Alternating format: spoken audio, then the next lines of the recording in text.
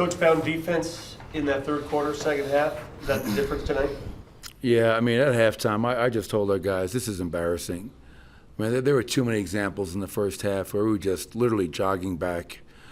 And it looked like we're just trying to outscore teams. And, that might work in the middle of the season. That might work for a stretch of games, Vic, as you know. But so if we're going to be a team that's serious about winning at a high level and trying to make the playoffs and win a playoff series, you can't just give up 70-plus points in a half and allow teams to just outrun you in transition and crash the glass for offensive rebounds. And to our players' credit, and that's third quarter especially, 24 points allowed, only 35% from the field, only 2 fast break points, and then we were able to kind of get our offense going. We're elite offensively. We can score with anybody. It's the numbers are just insane tonight. 139 points, 44 assists, 21 fast break points. But when we play some defense and we rebound, I mean, we're just so dangerous, and we did that in the second half. Do you think being so good offensively makes it more of a challenge to get guys to buy in on the defensive end? It shouldn't, because, I mean, we've won a lot of playoff series. We've won a lot of playoff games. We won a championship, and you do that by playing defense. And it's a really dangerous habit to get into, thinking, we can just outscore them. Because as these games, and this is going to be a hell of a month for us. We're playing some really good teams. If we think we're just going to go out and outscore everybody, we'll be sitting at home watching the playoffs as these teams are fighting and playing, April, June. And so we just have to understand that defense has to be really, obviously important. We've got to be a lot more disciplined, and we have to have that want to. In the second half, we had that. We only gave up 49 points in the second half, and that was the difference. Is it frustrating, or that they can kind of flip a switch like they did at half, or is it comforting knowing that it is there? How do you approach those two halves? I would say it's a comforting frustration, if there's such a thing. I mean, I love the fact that I know that this team, can score the basketball at a high level, and we can do it very efficiently, and we can do it playing team basketball. I mean, we lead the league in assists per game. We lead the league in fast break points per game. We lead the league in paint points per game. So you love that we have that in our arsenal.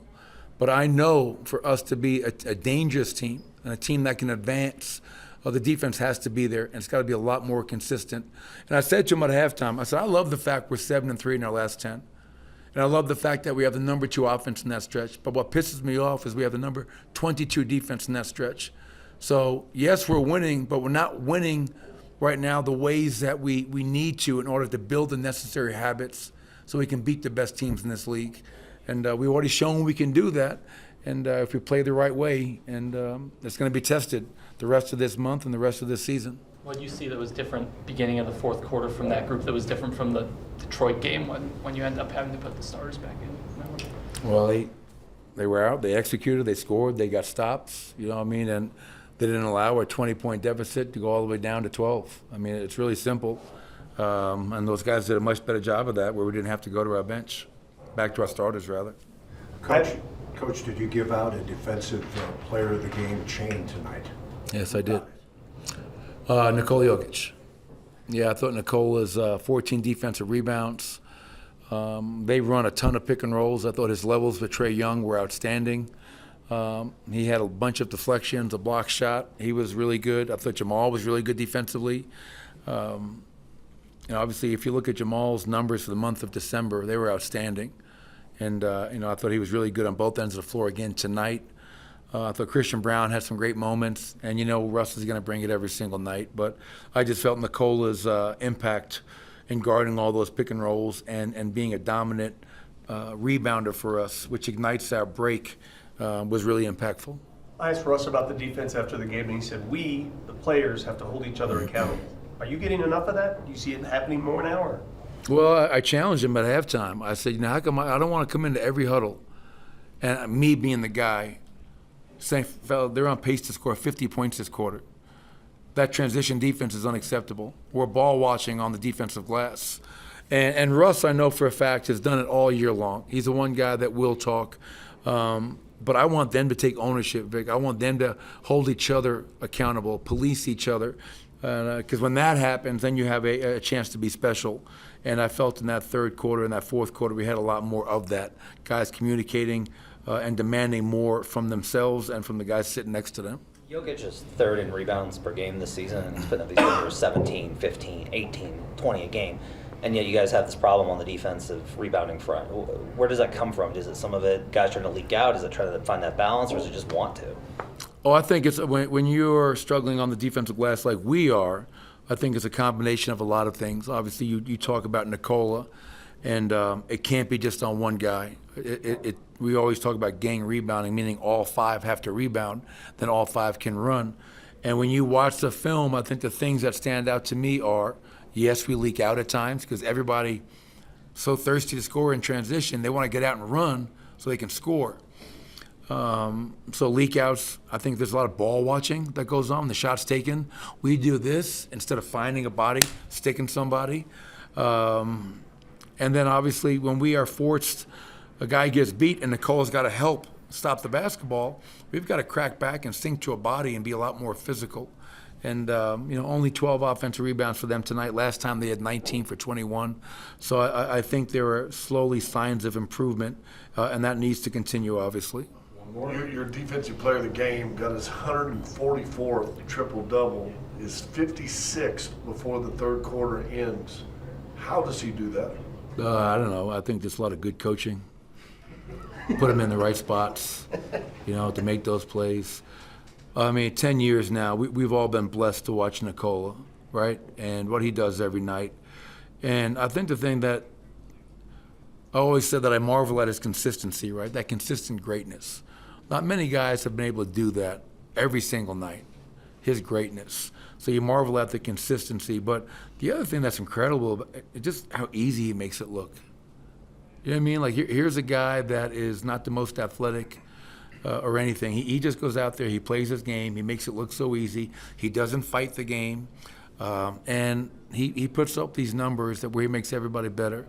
And the other thing that I love about him, like I watched a lot of games and highlights, and have you guys ever seen Nikola celebrate or do anything crazy? Like, he reminds me of Mark Bavaro. I don't know if you guys remember Mark Bavaro. He'd score a touchdown, he'd drop the ball, and it's my job.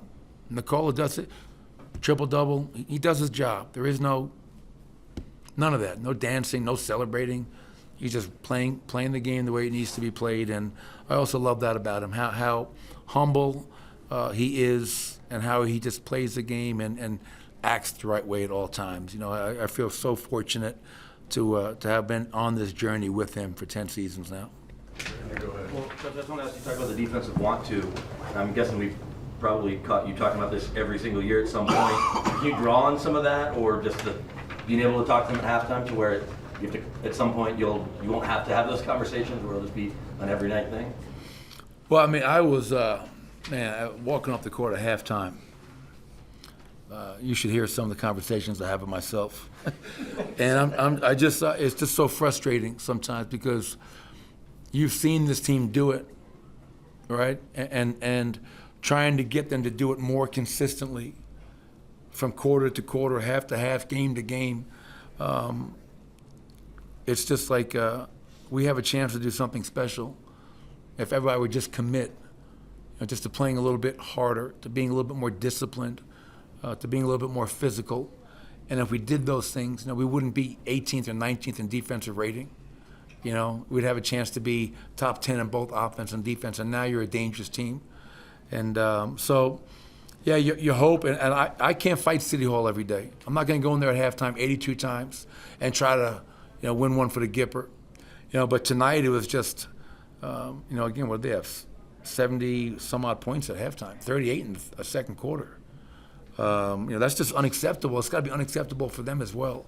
And it was, because they responded. So I give my players a lot of credit for understanding the opportunity we had in front of us, a team that was without a couple of key players, and we had a chance to protect our home court, and we did. And now we got to get ready for San Antonio.